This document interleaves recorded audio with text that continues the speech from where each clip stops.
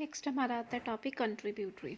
जो भी हमारी कंपनी लिक्विडेशन है, मतलब जिस कंपनी को हमने वाइंड अप करना है, तो उनकी लाइबिलिटी जो है वो क्या होती है, लिक्विडेशन से पहले, वाइंड अप करने से पहले उनको अपनी लाइबिलिटीज़ को क्या करना पड़ता है, फुलफिल करना पड़ता है।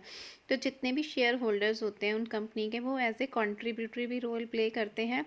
लेकिन जब वो as a shareholder as a contributory role play करते हैं तो उनको कुछ उनकी राइट्स, उनकी लाइबिलिटीज़, उनके स्टेटस में फिर कुछ चेंजेस फॉलो करनी पड़ती हैं। तो contributory means every person who is liable to contribute to the asset of company. वो पर्सन, जब कंपनी वाइंड अप होती है ना, वाउंड अप हो जाएगी, तो उस टाइम कंपनी के उन एसेट्स में जो भी पर्सन लाइबल होंगे कंट्रीब्यूट करने में, तो that person are called the contributory. And that include holder of fully, चाहे वो holder of fully paid up share के होल्डर हैं, फुली पेड अप शेयर्स के होल्डर हैं, या जो भी शेयर होल्डर्स हैं वो कंपनी के एसेट्स की एसेट्स जो हैं उनको उनमें कंट्रीब्यूट करते हैं, उनमें उनके लाइबल होते हैं पे करने के लिए, तो that persons are called the contributory. अब कंट्रीब्यूटरी जो है वो बेटा पास्ट भी हो सकते हैं, प्रेजेंट भी हो सकते हैं और रिप्रेजेंटेटिव भी हो सकते हैं। ठीक है, जो भी कंट्रीब्यूट करेंगे ना कंपनी के लिए, वो कोई भी पर्सन जो है वो कंपनी के जो है वो पास्ट मेंबर हो सकते हैं, प्रेजेंट मेंबर हो सकते हैं, या जो उनके रिप्रेजेंटेटिव हैं वो हो सकते हैं। हु आर लाइबल एज कंट्रीब्यूटरीज, कौन कौन लाइबल होगा एज ए कंट्रीब्यूटरी? फर्स्ट है प्रेजेंट एंड पास्ट मेंबर। जितने भी उस कंपनी के कोई भी जो हमारी लिमिटेड कंपनी है उसमें जितने भी पास्ट मेंबर्स हैं, प्रेजेंट मेंबर ने तो करना ही करना है, प्रेजेंट मेंबर के लिए लाइबिलिटीज़ है कि वो कंट्रीब्यूट करेंगे। लेकिन अगर प्रेजेंट मेंबर के पास इतना अमाउंट नहीं है, वो फेल हो जाते हैं, ठीक है, present members fail to meet their liabilities in respect of debt, वो सारा पूरा कंपनी का जो डेट है पूरा नहीं कर पा रहे हैं, देन वो क्या कर सकते हैं, पास्ट मेंबर से भी हेल्प ले सकते हैं। तो पास्ट मेंबर जो थे उन ऑर्गेनाइजेशन कंपनी के, वो उस चीज़ में कंट्रीब्यूट कर सकते हैं। लेकिन पास्ट मेंबर वो तभी कर सकते हैं if he cease to be a member within 1 year before the commencement of winding up. मतलब जब वाइंडिंग अप हुआ ना कंपनी का, उसके 1 साल पहले ही वो कंपनी के मेंबर थे, 1 साल पहले ही उन्होंने क्या किया, अपनी वहाँ से, उस कंपनी से उन्होंने सीज किया है, रिलीज हुए हैं उस कंपनी से, तो वो उस कंपनी में as a past member contribute कर सकते हैं। और अगर 1 साल से ज़्यादा हो गया उनको सीज हुए, तो वो कंट्रीब्यूट नहीं कर सकते। तो पास्ट जो है वो मेंबर जो है वो एज ए कंट्रीब्यूटरी कितना पे कर सकते हैं, वो पास्ट मेंबर जो हैं वो पे कर सकते हैं जितना उन्होंने उस कंपनी में गारंटी दी थी एज ए, या जितने के उन्होंने शेयर्स रखे थे उतने अमाउंट तक वो लाइबल होते हैं। Obligations of directors and managers whose liabilities unlimited. अब जो भी डायरेक्टर्स हैं या मैनेजर्स हैं जिनकी लाइबिलिटी तो बेटा शेयर्स तक लिमिटेड होती है, तो जितनी लाइबिलिटी उन्होंने शेयर्स तक ली थी, जितने के शेयर्स उन्होंने उस कंपनी में लिए हैं, उनकी लाइबिलिटी उतने तक ही होंगे। तो वाउंड अप के ड्यूरिंग वो उतना ही अमाउंट क्या करेंगे, कंट्रीब्यूट करेंगे। बट अगर जिनकी लाइबिलिटी क्या है, अनलिमिटेड है, वो शेयर होल्डर या डायरेक्टर्स जिन्होंने अनलिमिटेड लिया है, तो वो फिर उस कंपनी के लिए अनलिमिटेड अमाउंट तक क्या करेंगे, कंट्रीब्यूट करेंगे। मतलब जब तक उनका सारा डेट जो है वो क्लियर नहीं हो जाता है उस कंपनी का वाउंड अप के ड्यूरिंग, तो फिर जो अनलिमिटेड होल्डर डायरेक्टर्स होंगे या शेयर होल्डर्स होंगे, तो वो अनलिमिटेड अमाउंट तक क्या कर सकते हैं, कंट्रीब्यूट कर सकते हैं।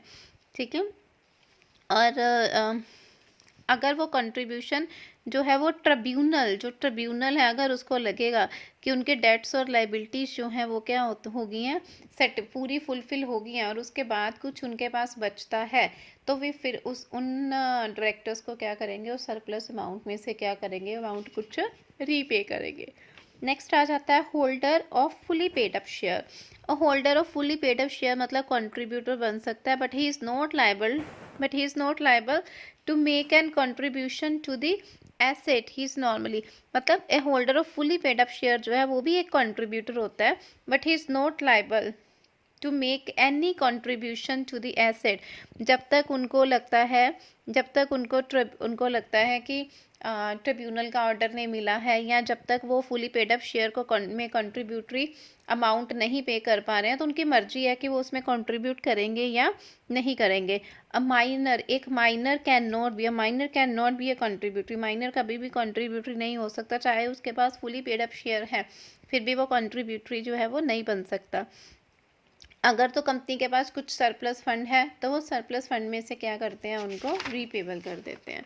नेक्स्ट आ जाता है legal representative of A deceased member. Deceased member मतलब जिस पर्सन मेंबर की डेथ हो गई है तो उसके बिहाफ पे जो भी उसका लीगल रिप्रेजेंटेटिव होगा, कंट्रीब्यूटरी, अगर उस कंट्रीब्यूटरी का लीगल रिप्रेजेंटेटिव, कंट्रीब्यूटरी कौन सा, हु डाइज, जो अपनी डेट अमाउंट पे करने से पहले क्या हो गया, उसकी डेथ हो चुकी है, अमाउंट पे करने से पहले वो डेथ डाइड हो गया था, तो उसको वो क्या करेगा, कंपनी के एसेट्स में क्या करेगा, कंट्रीब्यूट करेगा, and he shall be contribute accordingly. तो उसके बिहाफ पे जो भी उसका लीगल रिप्रेजेंटेटिव होगा ना, वो कंट्रीब्यूट करेगा, लेकिन वो कितना कंट्रीब्यूट करेगा, he is only liable to contribute the extent of asset if any which come into hands of deceased member.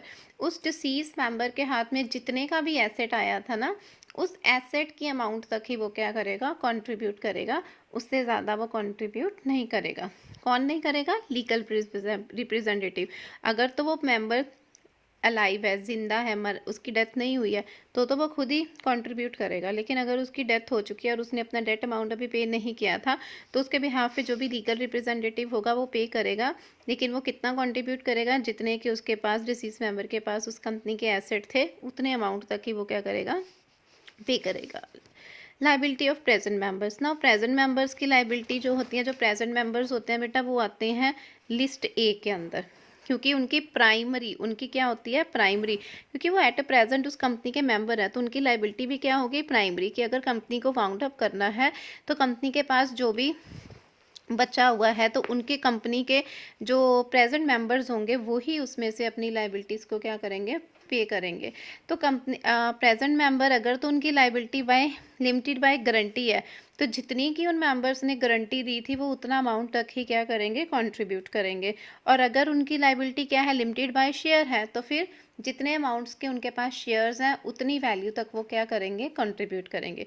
For example मैं उस कंपनी की प्रेजेंट मेंबर हूँ और मैंने स्टार्टिंग में गारंटी दिया था कि कल को कंपनी जब वाउंड अप होगी तो मैं 5 लाख तक पे करूँगी, तो नाउ वाइंड अप के ड्यूरिंग मेरी लाइबिलिटी 5 लाख तक है कि मैंने गारंटी दी हुई है, तो मैं उतना अमाउंट कंट्रीब्यूट करूँगी, चाहे मेरे पास एसेट 1 लाख के 2 लाख के, लेकिन मैंने गारंटी जितने की दी है उतना अमाउंट मैं कंट्रीब्यूट कर सकती हूँ। और अगर मेरे पास, मैंने लिमिटेड बाय शेयर है, तो मेरे पास शेयर है 3 लाख के, गारंटी मेरे पास शेयर 3 लाख के हैं, तो फिर मेरे कंट्रीब्यूट मैं कितना करूँगी, ओनली 3 लाख तक। Then liability of past member. Past member आते हैं बेटा लिस्ट बी में।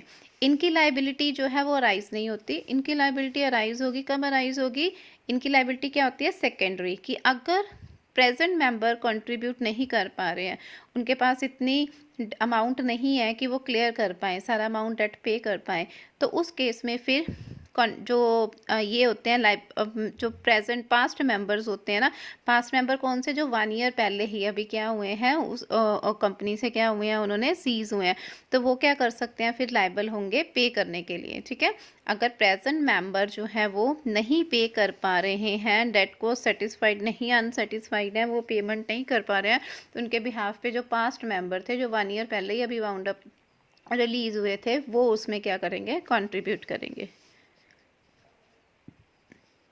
अ past member will not be liable to contribute in condition, कौन सी कंडीशन में वो कंट्रीब्यूट नहीं करेंगे, past member will not be liable to contribute if he had cease to be a member for 1 year.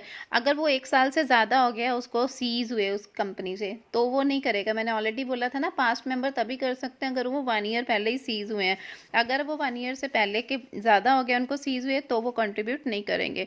अगर past member तब भी नहीं कंट्रीब्यूट करेंगे अगर उनकी any debt or liability of company contracted after he ceased to be a member, मतलब past member नहीं contribute करेंगे, नहीं लाइबल होंगे किसी भी डेट और लाइबिलिटी के लिए अगर वो कॉन्ट्रैक्ट उनका कब हुआ, after he cease to be a member, जब वो मेंबर सीज हो गए थे ना, मतलब मेंबर नहीं रहे थे, उसके बाद उनका कॉन्ट्रैक्ट हुआ था उस कंपनी के साथ, तो भी वो कंट्रीब्यूट नहीं करेंगे।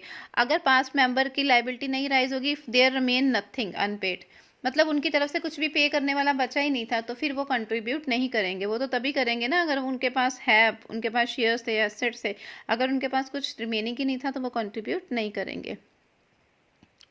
ठीक है। तो जो बी ए कंट्रीब्यूटरी कौन होते हैं, जो प्रेजेंट मेंबर हैं, बी कंट्रीब्यूटरी होते हैं जो पास्ट हैं, और पास्ट तभी करेंगे अगर ए मेंबर्स जो हैं वो नहीं कर पा रहे हैं, जो ए लिस्ट में आते हैं, यानी कि प्रेजेंट जो कंट्रीब्यूटरी हमारे होते हैं। ठीक है। उसके बाद हमारे पास आ जाता है जो लिक्विडेटर्स हैं। ठीक है। If some so called be country जो surplus must be return to them even company credit can not be paid. अब जितना भी अमाउंट बी कंट्रीब्यूटरी जो में होते हैं ना, अगर उनके पास बेटा कुछ सरप्लस बच जाता है ना, कंपनी के पास सारी डेट्स लाइबिलिटीज पे कर दी हैं, उसके बाद उनके पास कुछ बच गया है, तो उस जो बचा है, जो सरप्लस बचा है, उसमें से वो क्या करेंगे, उनको कुछ रिटर्न कर देते हैं, उनको कुछ वापस करते हैं, उनको हम बोलते हैं बी कंट्रीब्यूटरी। मतलब बी कंट्री मैंने जो है बी कंट्रीब्यूटरी के अंदर आती थी, मतलब मैं पास्ट मेंबर हूँ, तो मैंने अपनी कंपनी के डेट चलो पे कर दिया। अब कंपनी के पास अगर कुछ बचा है तो उसमें से वो कुछ सरप्लस अमाउंट जो है वो बी जिन्होंने कंट्रीब्यूट किया था पास्ट मेंबर ने, उनको क्या करेंगे, रीपेबल करेंगे। नेक्स्ट है obligations of directors and managers whose liabilities unlimited. ये ऑलरेडी बता दिया आपको कि जो भी मेंबर्स या डायरेक्टर जिनकी लाइबिलिटी बेटा क्या होती है, अनलिमिटेड। अनलिमिटेड का मतलब कि उन्होंने लिमिट नहीं रखी हुई, तो वो उतना अमाउंट क्या करेंगे, पे करेंगे।